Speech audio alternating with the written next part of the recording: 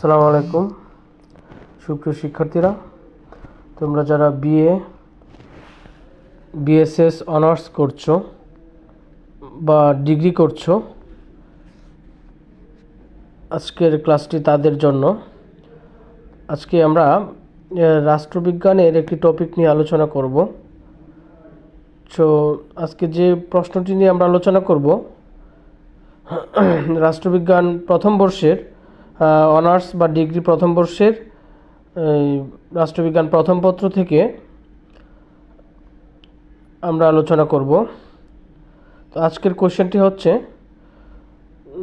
রাষ্ট্রবিজ্ঞান ও অর্থনীতির সম্পর্ক বা আজকের কোশ্চেনটি হচ্ছে রাষ্ট্রবিজ্ঞান বা অর্থনীতির সম্পর্ক বর্ণনা করো, বা অথবা অন্যভাবেও থাকতে পারে, সেটি হচ্ছে রাষ্ট্রবিজ্ঞান ও অর্থনীতির মধ্যকার সম্পর্ক আলোচনা করো, অথবা এভাবেও আসতে পারে রাষ্ট্রবিজ্ঞান ও অর্থনীতির মধ্যে সম্পর্ক কীরূপ, বা সংশ্লিষ্ট প্রশ্নটি এভাবেও আসতে পারে যে রাষ্ট্রবিজ্ঞান ও অর্থনীতির সাদৃশ্য বা মিলগুলো লিখো।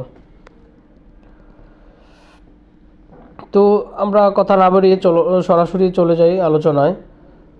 তো আমরা যদি এখান থেকে একটু পড়ি, তাহলে এখানে যে উত্তরটি তোমরা দেখতে পাচ্ছ সেটি একটি বই থেকে বা গাইড থেকে নেওয়া হয়েছে। তো সেখানে কীভাবে লেখা হয়েছে বা বলা, সেখানে কি বলা হয়েছে, সেখানে কিভাবে আলোচনা করা হয়েছে, শুরুতে আমরা চলো সেগুলো একটু পড়ে নিই। তো অনেকেই মনে করেন যে রাষ্ট্রবিজ্ঞান ও অর্থনীতির মধ্যে ব্যাপক পার্থক্য বিরাজমান, কিন্তু রাষ্ট্রবিজ্ঞান ও অর্থনীতির মধ্যে একটি ঘনিষ্ঠ সম্পর্ক বিদ্যমান রয়েছে। 18 শতকের দিকে অর্থবিদ্যাকে রাষ্ট্রবিজ্ঞানের একটি অংশ বলে ধরা হতো, আর উভয়ের মধ্যে যে সম্পর্ক রয়েছে সেটা প্রথম বিবেচিত বিষয় মনে করেন গ্রিক দার্শনিক অ্যারিস্টটল। রাষ্ট্রবিজ্ঞান ও অর্থনীতির মধ্যকার সম্পর্ক নিম্নে রাষ্ট্রবিজ্ঞান ও অর্থনীতির মধ্যকার সম্পর্ক সম্বন্ধে বিস্তারে আলোচনা করা হলো। তো সুপ্রিয় শিক্ষার্থীরা, যতটুকু পড়লাম আশা করি বুঝতে পেরেছ যে অনেকেই মনে করেন যে রাষ্ট্রবিজ্ঞান এবং অর্থনীতির মধ্যে ব্যাপক পার্থক্য রয়েছে, এবং রাষ্ট্রবিজ্ঞান ও অর্থনীতির মধ্যে একটি ঘনিষ্ঠ সম্পর্ক রয়েছে, যেটা অনেকেই মনে করে থাকেন। 18 শতকের একজন অর্থনীতিবিদ 18 শতকের দিকে অর্থবিদ্যাকে রাষ্ট্রবিজ্ঞানের একটি অংশ বলেও ধরা হতো।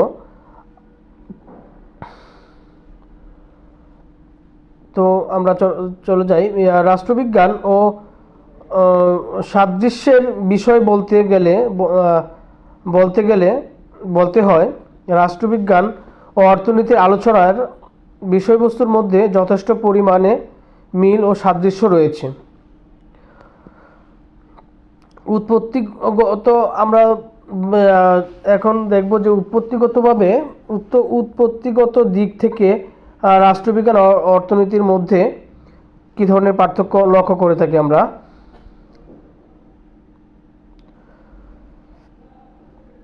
অর্থনীতি ও রাষ্ট্রবিজ্ঞানের উৎপত্তিগত উৎসের দিকে লক্ষ্য করলে দেখা যায় রাষ্ট্রবিজ্ঞান ও অর্থনীতি সমাজবিজ্ঞান হতে প্রকৃতপক্ষে উদ্ভূত হয়েছে। বর্তমানে এ দুটি বিষয়কে একই সাথে পড়ানো হয়। অবশ্য অতীতেও একই সাথে পড়ানো হতো। গন্তব্য অর্থ হলো লক্ষ্য ও উদ্দেশ্যের জায়গা বা স্থান, আর সে স্থানগুলো হতে পারে শিল্প, শুল্ক, মুদ্রা, ব্যাংকিং ইত্যাদির ক্ষেত্রসমূহ। রাষ্ট্রবিজ্ঞানীগণ রাষ্ট্রবিজ্ঞান ও অর্থনীতির ক্ষেত্রের সাথে সম্পর্ক তুলে ধরেছেন।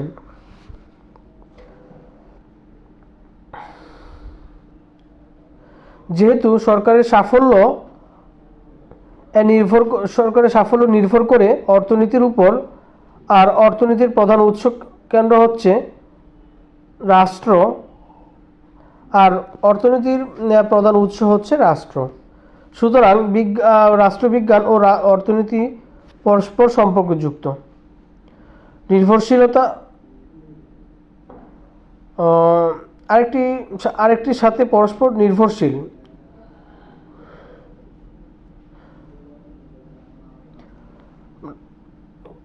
রাষ্ট্রবিজ্ঞান রাষ্ট্রকে নির্দেশনা দেয়, আর অর্থনীতি সরকারের উন্নয়ন কর্মকাণ্ড পরিচালনায় অর্থের যোগান দেয়।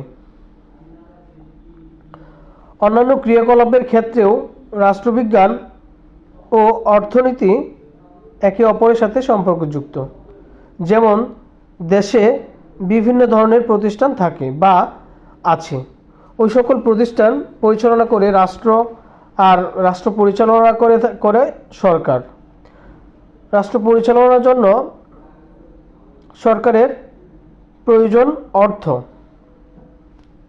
তো পরিশেষে যদি আমরা বলি, তাহলে বিশ্বে অর্থনীতি ও রাজনীতি শক্তিশালী বা মজবুত অবস্থান এবং সুদৃঢ় রাজনৈতিক জাতি গঠনে দক্ষ নেতৃত্বের বিকাশ ঘটে মূলত রাষ্ট্রবিজ্ঞান অধ্যয়নের মাধ্যমে, এবং এর সাথে সাথে অর্থনীতির মর্যাদাও কিন্তু কম নয়। তো এই ছিল রাষ্ট্রবিজ্ঞান ও অর্থনীতির মধ্যে পার্থক্য বা রাষ্ট্রবিজ্ঞান ও অর্থনীতির সম্পর্ক বিষয়ে সংক্ষিপ্ত আলোচনা। তো পরবর্তী ক্লাসের আমন্ত্রণ জানিয়ে আজকে এখানে শেষ করলাম। সকলকে ধন্যবাদ।